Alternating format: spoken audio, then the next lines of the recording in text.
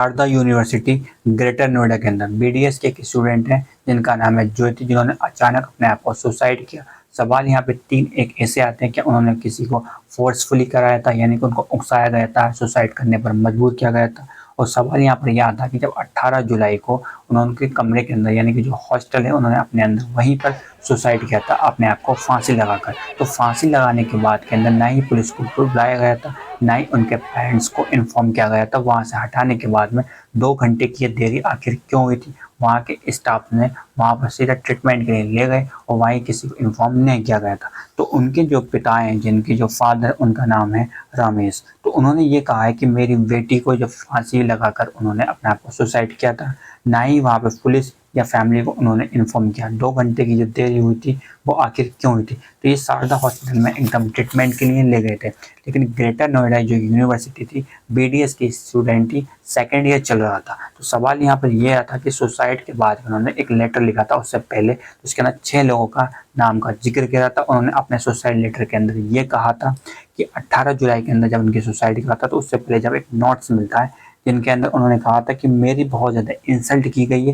यानी कि बहुत ज़्यादा मुझको गिल्टी फील हुआ और इंसल्ट की गई है, और मेंटली मुझको टॉर्चर भी किया गया। मैं लॉन्ग टाइम से काफ़ी ज़्यादा तनाव में थी, स्ट्रेस में थी। ये 3 पॉइंट का वो जिक्र करती हैं और वो कहती है मुझे माफ़ करना, मुझे माफ़ करना। दैन उनका ये आखिरी अल्फाज होते हैं जो उन्होंने अपने लेटर में लिखे थे सुसाइड होने से पहले। सुसाइड होने के बाद के अंदर ये जो देरी हुई थी, पुलिस ने इन्वेस्टिगेशन करना स्टार्ट कर दिया। उनके फ्रेंड से लेके पूरी तरह से जो हॉस्टल्स में होते हैं सबको एक एक करके पुलिस अपने लेवल पर खंगाल ली। तो सवाल यह था कि पोस्टमार्टम की जो रिपोर्ट होती है कि आखिर जो डेथ हुई थी सुसाइड अटैम्प्ट होने के बाद में, तो वो रीज़न क्या था? तो वो आता है दम घुटने की वजह से ज्योति की मौत हो जाती है, कि उन्होंने सुसाइड किया था पंखे से के लटकने, यानी कि रस्सी का इस्तेमाल किया था अपने गले को फांसने के लिए। तो सवाल यहाँ पे आता है कि पुलिस ने जब इन्वेस्टिगेशन किया तो वहाँ के जो डॉक्टर ने एक बताया था कि एक प्रैक्टिकल दिया था, यानी कि बीडीएस के स्टूडेंट जो होते हैं जब डॉक्टर बनते हैं तो काफ़ी ज़्यादा प्रैक्टिकल ज़्यादा करते हैं, थ्योरी के साथ साथ प्रैक्टिकल करते हैं। तो जिनको प्रैक्टिकल दिया था उन्होंने अपने जो प्रोफेसर डॉक्टर थे उनके फैक्ट साइन किए गए थे, यानी फैक्ट साइन उन्होंने कर लिए थे ताकि उस चीज़ में चेक इन होकर नंबर मिल जाए, इस तरह से करके।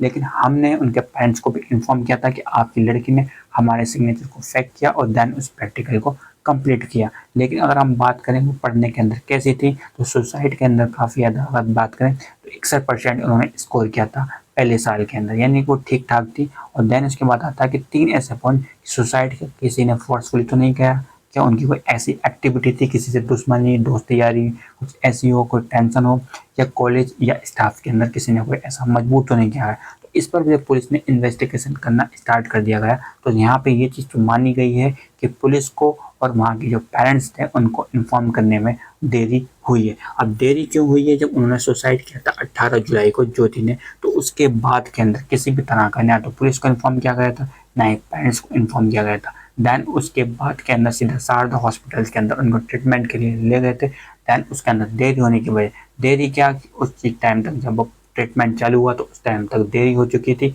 और वो पूरी तरह से उनकी जान जा चुकी थी, यानी उनका सुसाइड करने के बाद उनकी जो डेड बॉडी हो चुकी थी। अब सवाल यहाँ पे 3 ये चीज़ आ रहा है कि आगे 6 लोग वो कौन थे जिसका जिक्र उन्होंने अपने लेटर में किया गया था। काफ़ी उसके बाद के अंदर जो हुई है, अब तक 2 ऐसे प्रोफेसर को वहाँ तरह से सस्पेंड कर दिया गया और इन्वेस्टिगेशन जो पुलिस की है वो चल रही है। तो इस पर आप क्या क्या कहना चाहते हैं? अपने निगाहों को लगातार बना कर रखें, तो इसलिए सबसे पहले इस चैनल से आप जुड़े रहें ताकि इन फ्यूचर के अंदर आपको नई अपडेट जल्दी मिल सके।